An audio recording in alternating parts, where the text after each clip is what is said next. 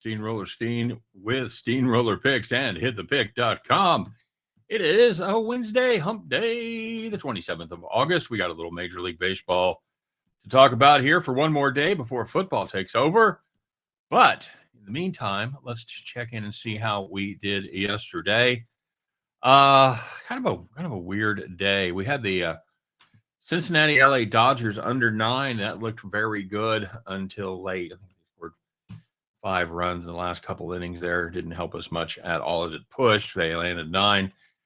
The hammer of the day, I had the Atlanta Miami under 8. It was 2-2 in the top of the 9th. Final score 11-2. Thank you very much. Miami relief pitching just dreadful.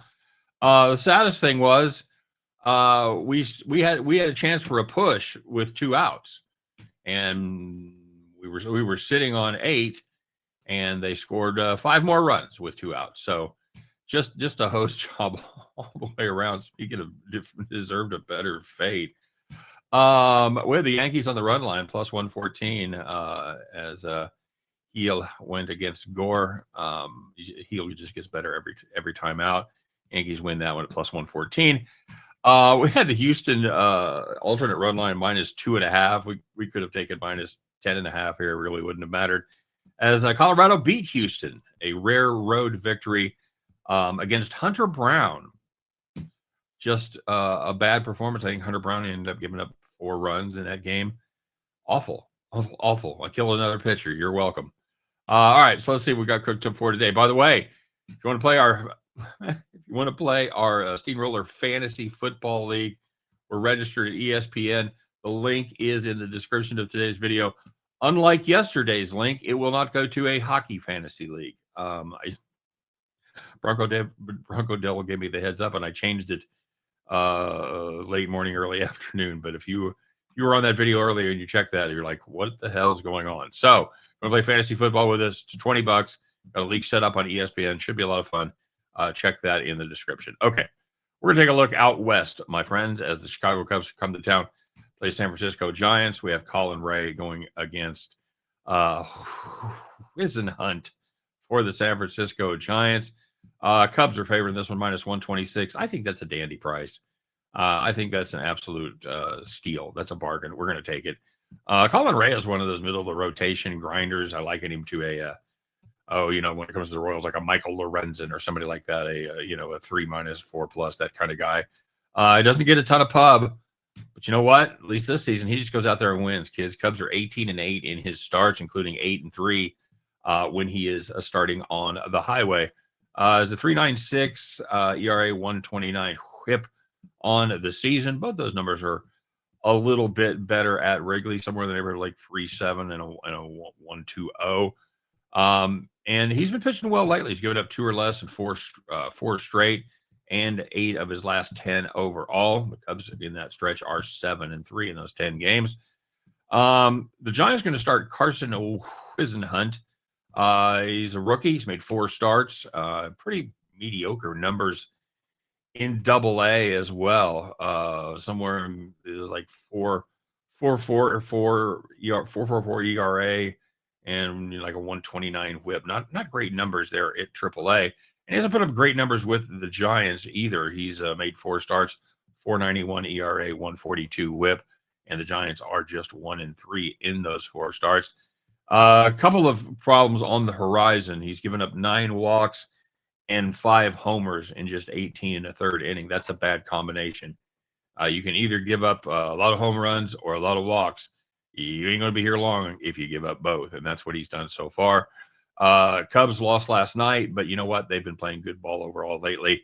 They won 8 of their last 11 to try and keep the Brewers in sight. They've made up a few games on them, but they're still 6 back. So even with the win last night, though, Giants not playing good baseball at all. They've lost 11 of their last 16, and their playoff hopes are setting like the sun going down over the San Francisco Bay. You know what? We're catching a good price tonight at just minus 126.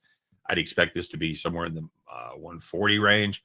So, yeah, we're going to take advantage of that value all day long. Give me the Chicago Cubs minus 126. And at the end of that one, you guys can join me as we pick up our winning tickets and head back to the window. All right, kids. Thank you very much, as always, for finding us. Thanks for watching. All that good stuff. If you would take a minute, if you're liking this Cubs play, take a minute, smash that like button. Let me know you're out there. Of course, if you haven't subscribed to the channel, hey, man, football's coming up. You're going to want to be here. So make sure you get subscribed to the channel. And last but not least, make sure you put your plays in the comment section, whatever you're cooking up for today. Make sure you put those in the comment section. We have a little friendly competition every day where we see who can make the most money. But yeah, if you make money at all, I'll give you the shout out. That deserves praise.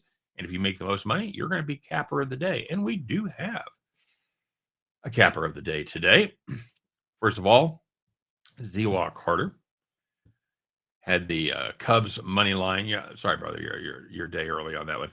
By the way, he faded Verlander. I told him in the comment section last time I faded Verlander. I think it was either his last start or his start before that. He pitched like 7 shutout innings or 1-run innings or some shit. It looked like turn back the clock night.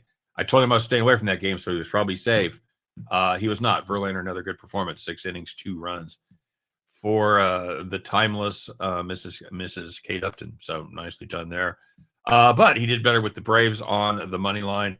Also had the Boston money line. Both of those, one was Braves 126, Boston 109. So at the end of the day, because that Cubs line was juicy there at 134, he goes 2-1 plus 66. Nice job, Memon. But your capper of the day, it's going to be a regular occurrence, man. This is this dude. He loves him some dogs, and he had a nice one today with the Indiana Fever plus 146.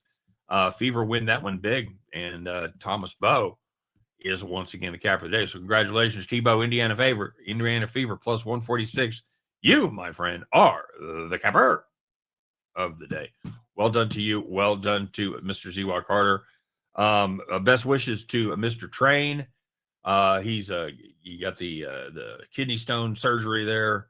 I think he put that in the comments. I hope I'm not dropping a dime on him here, but I know he was talking about that, and those are nasty things that had to come out surgically. So I know he's out of surgery and just doing the recovery thing right now. So continued best wishes there, buddy. We miss you, and we'll be ready for you to get back and start your winning streak up again. All right.